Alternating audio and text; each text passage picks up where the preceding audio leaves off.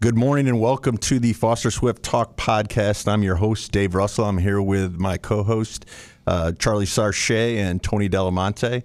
Today we're joined with guests Andre Hutson and Cam Hutson. Thank you both for being here today. Absolutely. Thanks for having us. For sure. I'm sure most of you have heard of Andre Hutson. Andre was a integral member of the 2000 National Championship MSU basketball team. Andre lives in the East Lansing area, a business person. Conquest Gyms, is that right? Yep, Conquest Fitness, that's it. Conquest Fitness, all right. Shout out to that. Yep. And also a AU basketball team that you run.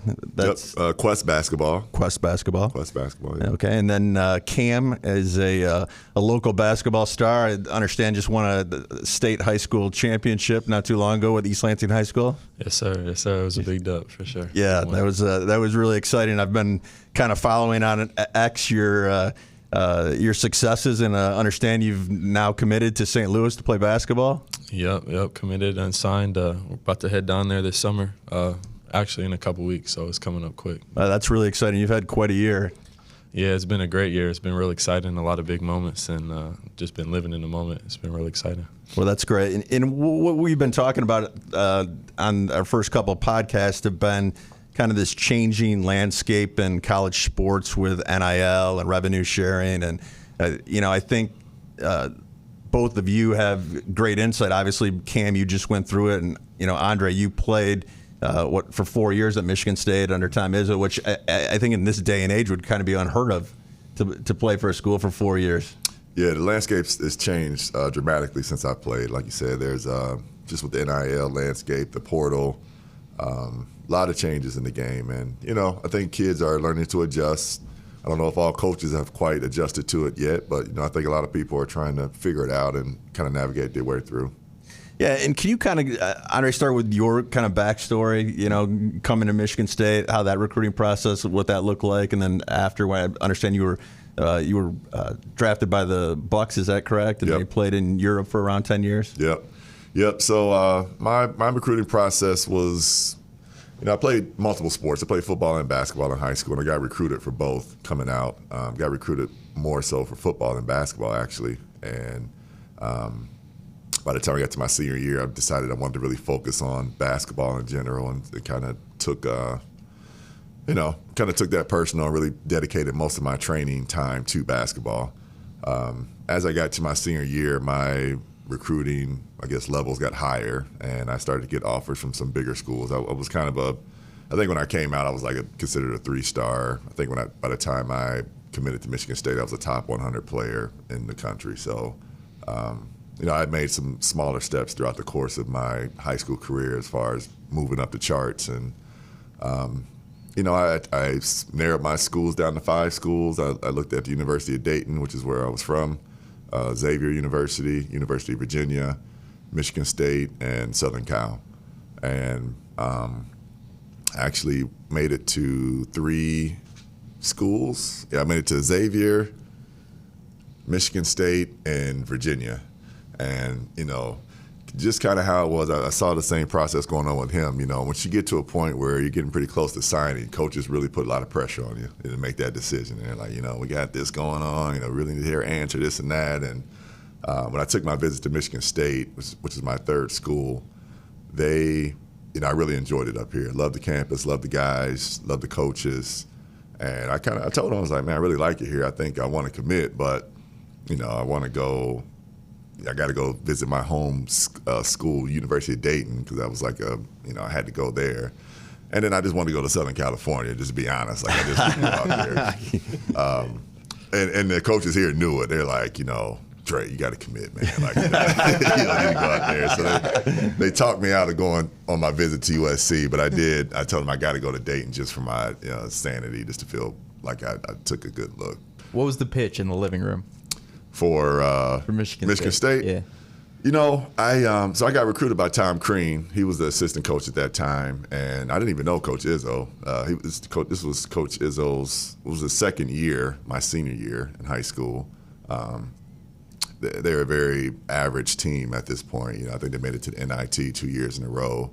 And Coach Crean was a very good recruiter. He really sold me. He was one of them slick back type guys. You run into one of them people, you know what time it is. But he really sold me on everything Michigan State had to offer and what they were trying to do. And so when I came on my visit, I met Coach Izzo for the first time. And, their pitches was that they wanted me. They thought I could develop. They didn't oversell me. Coach Izzo didn't oversell me. Coach Crean did for sure. He really wanted me. Coach Izzo, they were trying to get Shane Battier and a couple other guys at that point. So I was like a second, third guy down the line. But Shane Battier committed to Duke, and I think the pressure really heated up at that point. Like, okay, we got to fill this spot, and the phone calls started coming in a little bit heavier. So. Their pitch was just that it was close to home. It's a Big Ten school, great university.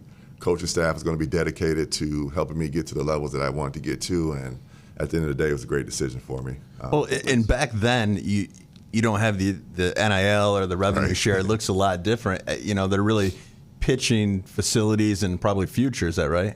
Yeah, that's what it was. It was the facilities. It was the Big Ten.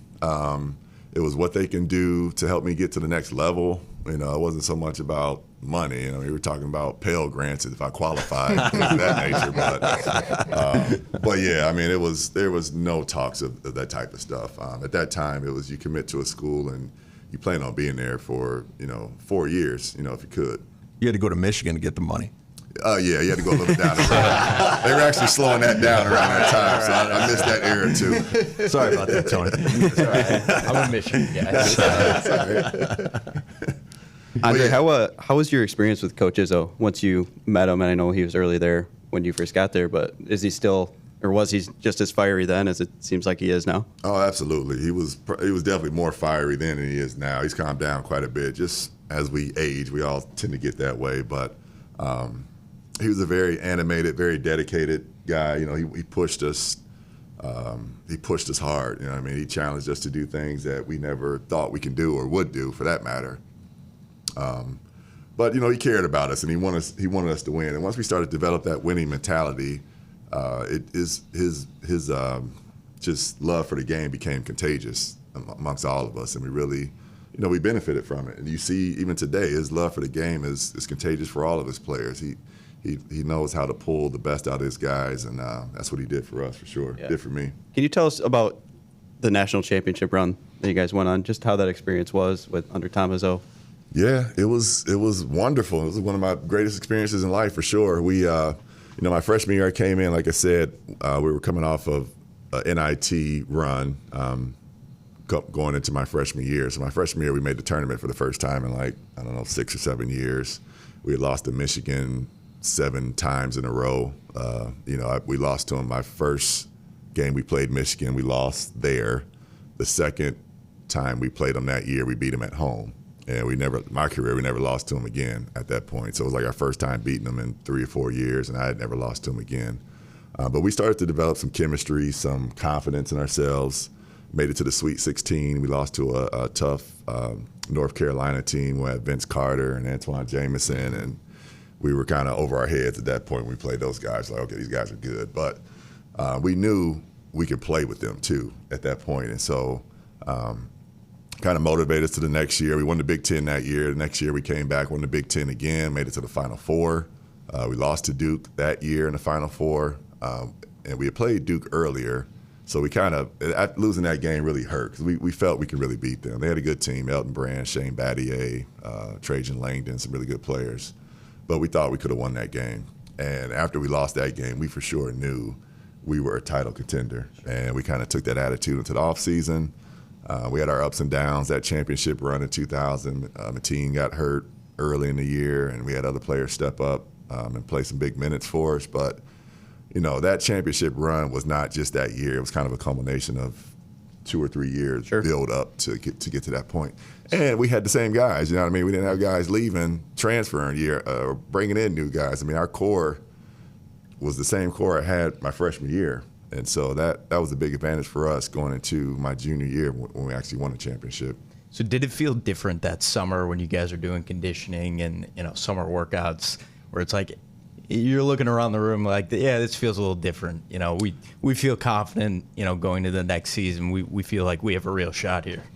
Absolutely. I mean, like I said, when I came in at Michigan State, I was not a highly touted recruit. Our team was not a highly touted team, for that matter. But by the time we got to going into my junior year, we knew we were one of the best teams in the country. I mean, we felt that we saw the competition. We played a lot of tough teams, and we knew we can beat pretty much any team out there. So it was a big change in attitude for sure in the course of 2 years, from being, I'm playing college basketball to, man, we can win it all, you know what I mean? So it was a big jump for sure, big change. Yeah. So Cam, you've probably heard all these stories a million times, I'm guessing, right? Yeah, I've definitely heard it a good amount of times for sure. Well, I'm sure that shaped your career a little bit, didn't it? Yeah, I mean, it's definitely like a big moment that he had, and I mean, just hearing all the stories, I've just wanted to reach a moment like that as well. So the state championship was always on my mind growing up. So, and like hearing the stuff he did at the Breslin, it was always a dream of mine to get to the Breslin and do things like that too. So it's definitely always on my mind. Yeah, and I would assume you grew up with that group of players that your dad played with as well. Is that right? Yeah, I mean, going to the games, and they always have reunions every couple of years, just bringing the championship team back. So I've always been around his teammates, and I'm real close with people like Mateen, and my uncle is David Thomas. They played together, and just I've always been around those people. They give me advice all the time, and we're basically like family for sure. So I think I saw a video of you. Well, I know I saw a video of it. I'm not sure if I'll get this right, though. You on X, and you were asked a question about the Mr. Basketball or Mr. Michigan Basketball. Yeah. And I really liked your answer on that. It seemed to me you felt a little disrespected in that. I mean, yeah, I definitely was. I felt like I deserved to be at least a finalist. I felt like I put myself in position to be a top 4 player as a senior. But it just didn't happen. So when I found out, I just used it as motivation. We were almost towards the end of the regular season, and I've just been looking forward to the playoffs my whole senior year. That was the most important part for me. So I just put in as much work as I could before the playoffs started, and played as hard as I could my last year going out, trying to win the championship and prove people wrong that I deserved to be in the top 4. Absolutely. Well, congratulations. And can you kind of tell us about your recruiting experience? Yeah. So I feel like I was kind of a late bloomer a little bit. I wasn't super highly touted going into high school. I played on the EYBL's top Nike circuit my freshman year for a team called Bates. I was a decent role player. I wasn't a star or anything on that team, but I just continued to get better. My high school team, freshman year, we were solid. We weren't super highly touted either. But going into my sophomore year, we had 8 seniors graduate high school year. So sophomore year, I kind of stepped into the main guy, and our team struggled for a little bit. I think we had 8 losses in a row my sophomore year, and we were looking terrible. We lost to teams like Lansing Catholic and teams we no should. Disrespect. No disrespect. I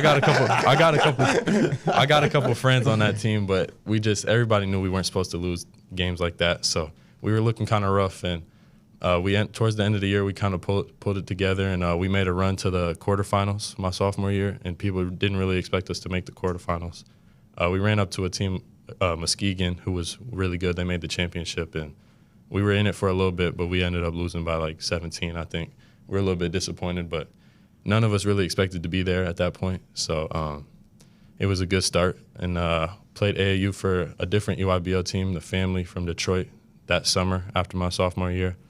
And I battled a couple injuries, and I was playing out of position, so it was a little bit different. But that summer was when I got my first couple offers from some MAC schools, like Toledo, Western Michigan, Eastern Michigan, and Robert Morris.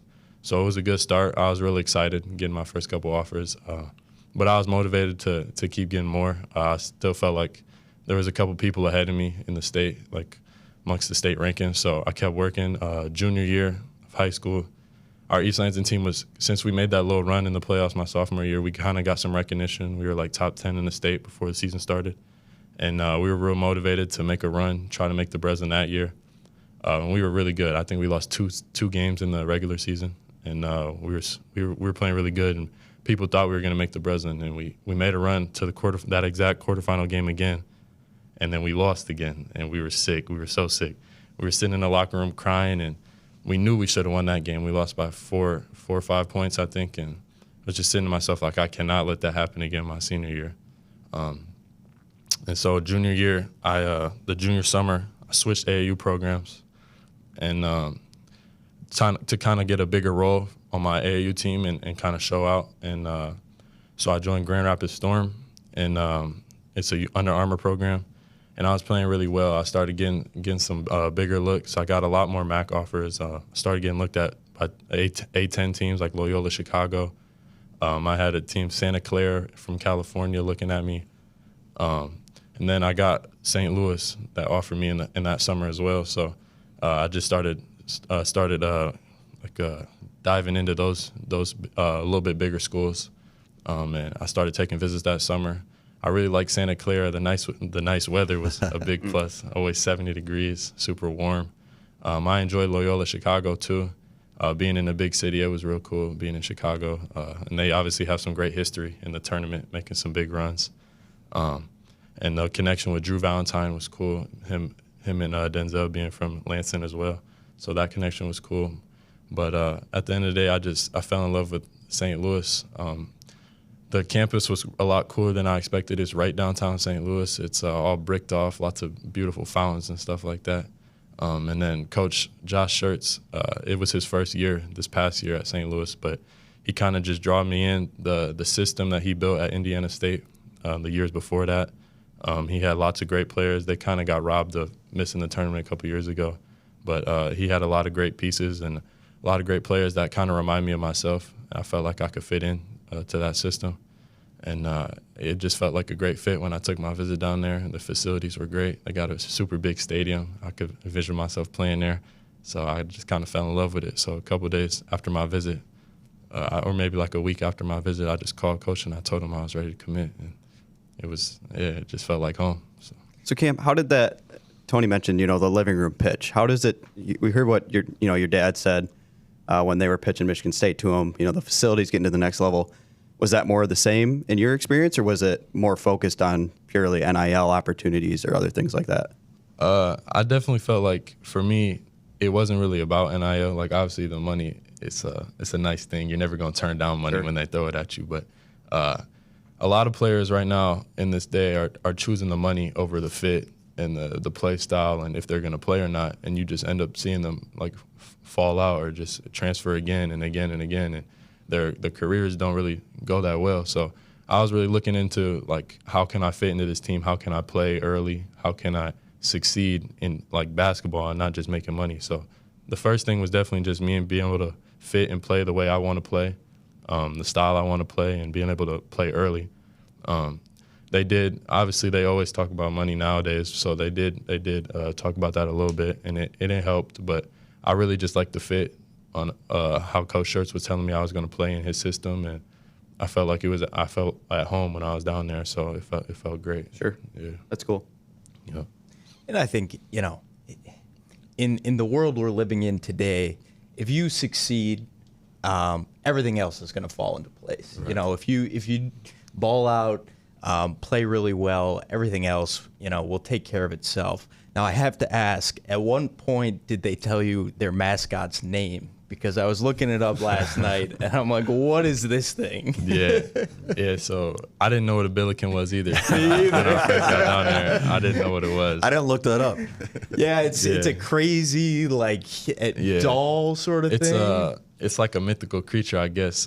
They got a couple statues of it downtown on campus, and if you rub his belly, it's good luck, apparently. So Did you rub his belly? I did on the visit. there I did. I rubbed it. It's kind of like a leprechaun. Yeah. That's how they refer to it. Yeah. It's weird. It's weird, but it's pretty cool. Yeah. So, yeah. Well, going back to your state championship run, so East Lansing kid, I think it was the first state championship in 67 years. Yeah. Not really a question, but that must have felt so good, especially losing in the quarterfinals the year before.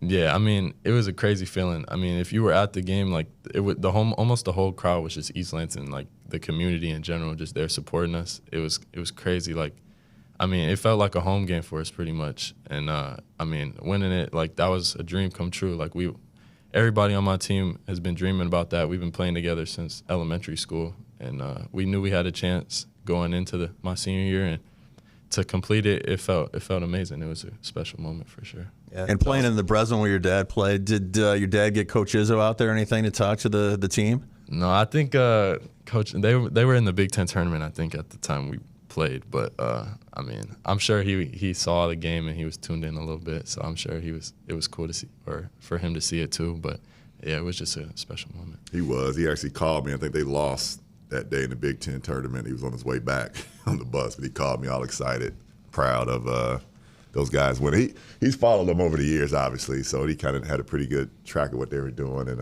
yeah, he was very excited for us. So that's great. And as far as Cam's recruiting process, Andre, how was that for you? it was, it wasn't too bad for me. I try to allow him to go through the process himself and allow him to make his decisions. Obviously the coaches want to speak to me too, and I had to deal with the phone calls, but I tried to make sure he was dealing with most of it. Let him speak to the coaches, and I was just kind of was there for support. I did probably hold him back a little bit because I think after our first visit, he was ready to commit to Santa Clara, and I'm like, dude, we got to see some more schools, man. The weather. There are some more options out there. We went to St. Louis, and that was only really our second really official. We took some other unofficial visits on our own, but these were visits where like they fly you out and wine and dine you, and again, he's like, Dad, I like St. Louis. I'm like, all right, this is the second school we've been to. This is the second school we've been to. So just give us some time. And he actually had some players coming in late. DePaul, Rutgers was wanting him to come out. And I think the process of, like I've said, it was the same for me. Like, it could get overwhelming where coaches are like starting to press you. Like, we really want you. We need you. We want you to commit. Don't worry about going there. And, I think some of that was getting to him as well. But I could also tell that he really enjoyed St. Louis. I felt the coaches were really in it for him, and so I was very supportive of that decision too. They also, I don't know how much it affected them, but it was as high as NIL offered from any schools that were recruiting up until that point, so that probably helped a little bit to ease that decision. But I mean, he probably would have got some bigger offers even from DePaul and Rutgers if we made it that far. But he felt this was a good fit, and my wife and I felt the same. So we were very happy and very comfortable with the decision. It's like a situation, the offers, the NIL, it's a good problem to have, but you're also asking, young men to make pretty mature decisions at a young age. It's going to affect their future. We've got some clients that we work with, and you look at the numbers, and it's, they're making a big decision. Yeah. I mean, for kids this age, it's unbelievable, like the money that they're dealing with. But one thing, the good that I see out of it is, a lot of these kids that, not everybody, but, some of the kids that go pro, back in my time, you would see so many people blow money because they just didn't know how to deal with it, didn't know how to use it or use it to their advantage, where now I believe kids are getting an opportunity to actually learn how to deal with money. Even if they blow it, they blow whatever, a couple years and kick themselves, they still have the rest of their career to kind of understand how fast money can go. I mean, I did it myself. When I started making money as a pro, for sure I blew money on cars and jewelry and silly stuff, you know what I mean? But now I'm at a point in my life where I know that was ridiculous, I wish I would have learned that earlier, where now kids actually have that opportunity to learn that a little bit earlier. They're going to make mistakes, but there's also a lot of guidance out there, a lot of support, like what you guys are doing. A lot of these universities are trying to put people in place to some degree to kind of help guide the kids with their finances and things of that nature. But at the end of the day, I mean, we were all 18, 19, 20 years old. You put yourself in that situation, you're probably going to spend some money, Right. Yeah, exactly. What advice do both of you have for other recruits that are coming up through the process? What would you tell your young self, coming up that you wish you knew maybe? I mean, I just believe in yourself and just try not to fold like under the pressure. A lot of coaches, they throw money and they say like, we have this for you, like we want you right now. Like they try to make your decision a little bit early. I say just believe in yourself, go with your gut, like go with where your heart tells you to go, and just believe in yourself. Find a place that you feel is home, that you find the right fit. it's not all about the money. You're gonna get if you're a really great player, you're gonna get money wherever you go, and you can do what you need to do, and you can be successful wherever you feel like you need to go. So just don't fold under pressure and believe in yourself. Yeah, and I would, I would say if you're a kid that's getting recruited, take it seriously because for one, it's very hard to do, especially at the D1 level now with the transfer portal.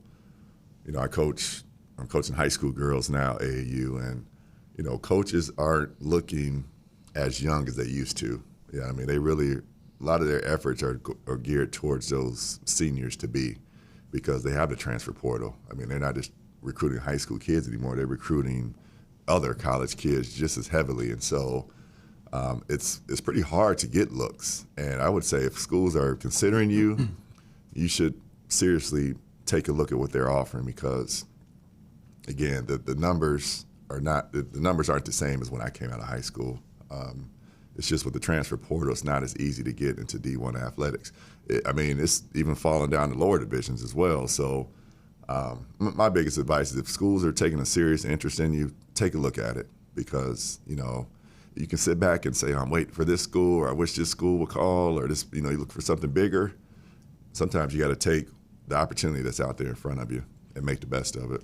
And Andre, what advice do you have for parents as well, or how involved do you think parents should be in the process of their kids recruiting? Well, I think a parent has to look after their kids' best interest for sure, and have their kids back. But I speak to a lot of college coaches. I talk to the guys at Michigan State all the time, and I could tell you parents can ruin a kid's opportunity for sure.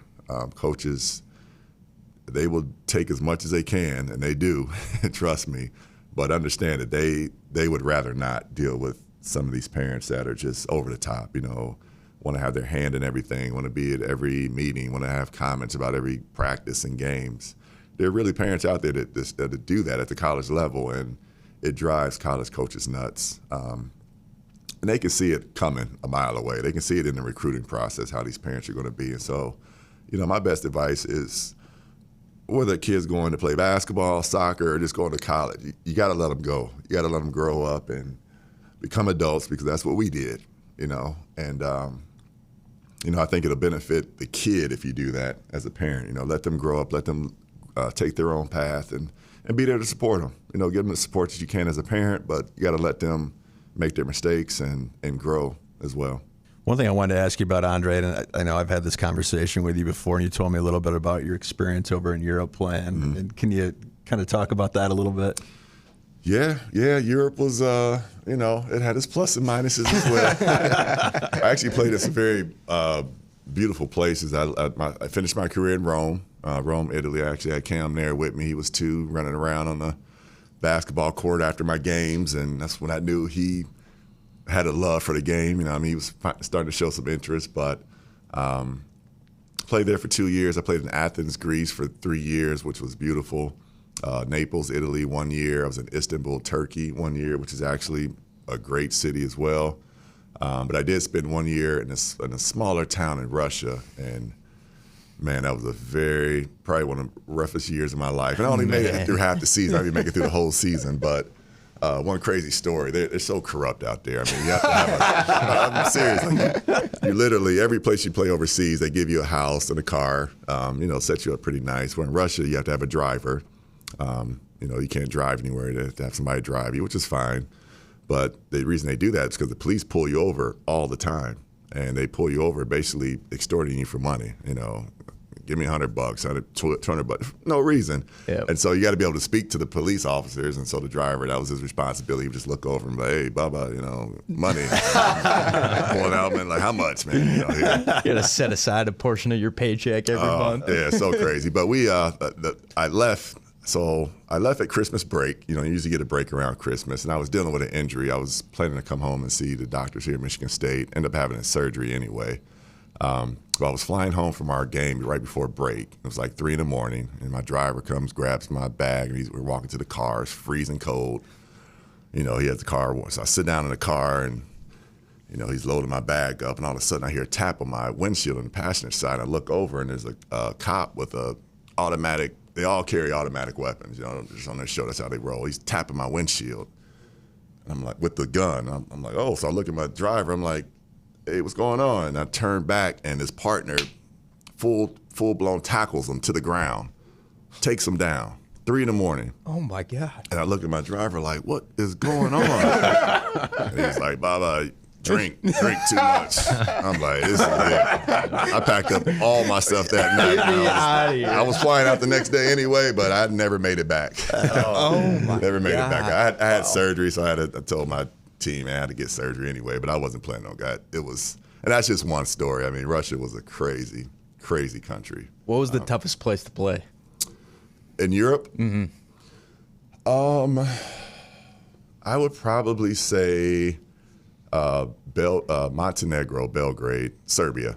They have, so I played, every country had their top teams. Jokic's place. Serbia had some great basketball players too. Very tough country, Belgrade. They had their wars where former Yugoslavia split up into several countries, Croatia, Serbia, I don't remember all of them, Slovenia. But anyway, their fans were so intense, man. So if you watch like the European soccer games where they're lighting flares, and they would do this in their arena, and they would shoot flares across the arena. In the indoor arena. In an indoor arena, yes. They actually had 2 people killed who died from that practice over the years. Not that when I was there, but it was like historically told. Like, I mean, just insane fans, and it was intimidating. I'm not gonna lie. I mean, they get up and they're chanting and they're jumping, and it was a fun atmosphere, but it was very intimidating as a opposing team to go into those arenas. And they don't have a no smoking section in those. Oh no, those things are smoked out, man. I mean, you come out of games, your jersey smells like a cigar. And that's the European way. Wow. I read something that Pitino said that when he was coaching over in Greece, because it's just a new team every single year, that actually prepared him for the transfer portal and the new world of NIL, where you got 10 new guys every single year. How do you develop chemistry with your team when you're changing teams or you got new guys in the locker room every year? Yeah, it was. It's different. I mean, it's just I guess it's just part of the game. You kind of get used to it. A lot of the European clubs, the top ones, they keep a lot of the best players in their country, their homeland people, because they can pay the most money. So Pitino actually he coached a team that I played for over in Greece one time, and they were one of the top programs in Greece, one of the top in the Europe for that matter. They would always have 5 or 6 national team players on their teams, like the top Greek players always played for that group. That's how a lot of those teams keep their chemistry. What they do is they buy new foreigners every year, like Americans, so if there's a good American, and that's kind of how I made my career over in Europe. I had 4 or 5. Once I committed to playing over there, I started to have some really good seasons, and I was able to make some of those top level teams. And once you get into those groups, you're in a pretty good fit. Some of the lower levels are a little bit tougher. Sometimes you're waiting to get paid a couple months later. Russia, I mean, another crazy thing about Russia, I got paid in cash in a paper bag. Stop. Yeah, $50,000 every month. Oh my God. And they would give me an escort to the bank, and the owner would say, deposit this and send it immediately. He didn't want it to sit in the bank or anything. I mean, it was like all mafia money. It was crazy. Wow. Just unreal situation. That's wild. That's wild. Yeah, it was Andre, wild. Tell me about the process from going from a career like that to coming back to Lansing and owning your own business? How? Yeah. Well, again, Russia was, after Russia, I went to Istanbul, and then I finished in Rome. Rome was beautiful. Rome was He works in all cash now, though. No, I stay out of that. That was a little scary. But, my last year in Rome, like I said, Cameron was 2. We just had my daughter. She was there with me as well, Sydney. And I just got to a point where I knew I wanted to get settled. Watching him run up and down the court after my games, and I was like, I got to get these kids back home and get them used to a normal lifestyle and start, raising my family, taking that next step. I knew I wanted to get into business, so I'd already started working on business plans my last couple years, and just kind of dove right into it when I came back home, and here I am today. Yeah, I want to tell one story about your business. So Jake Coach Boss, one of our first guests, came on. Him and I work out together like I talked about, and so got word on the street that this gym was open. So we, of course, joined over there and started working out in the morning to lift weights.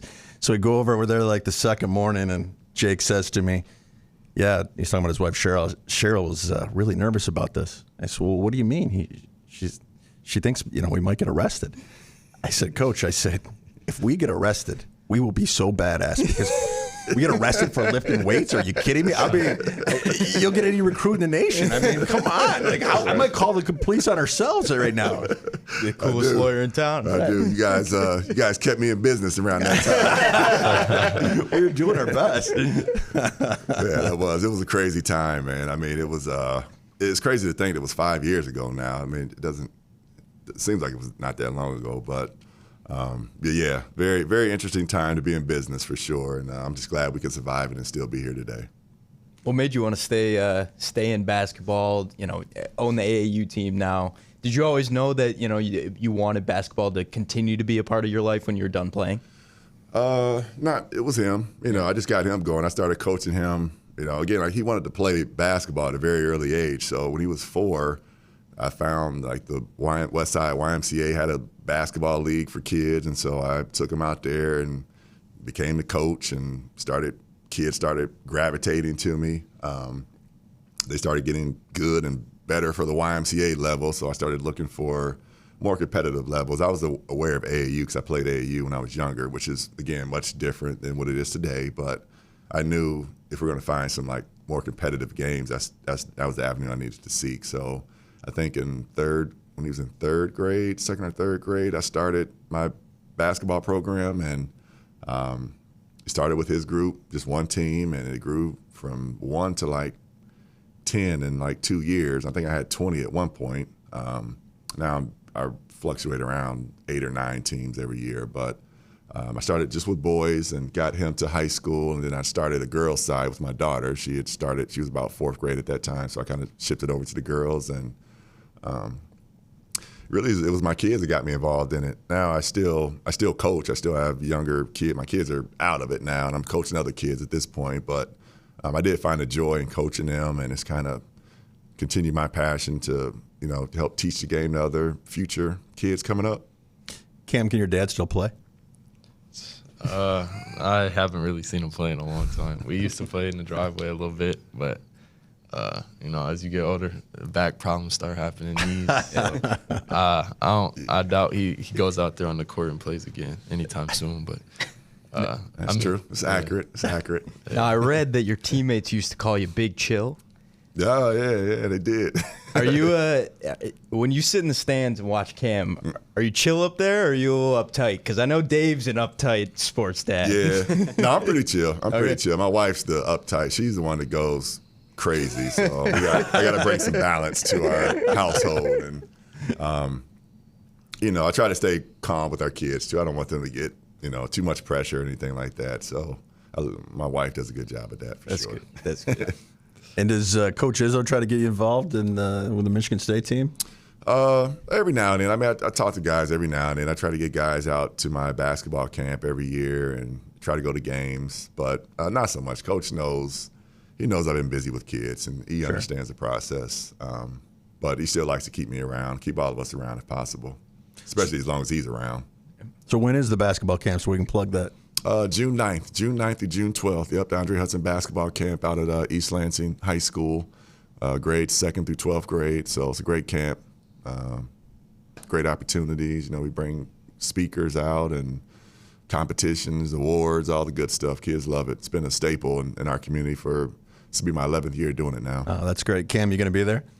I'm actually moving down to college before the camp starts, so I'm not going to be there. But I was there from second to my senior year, second grade to senior year. So. Yeah. Unfortunately, he won't be his first year not there in a while, but he has a good reason not to be. Yeah. Well, thank you both for joining us. This has been a great conversation. I think it's also helpful to other recruits to hear both your perspective, Andre, and Cam, yours. Obviously getting ready to leave soon and just winning a state championship. So we really appreciate you guys coming on. Yeah, thank you. Thank you. Appreciate you guys. Thank you for having us.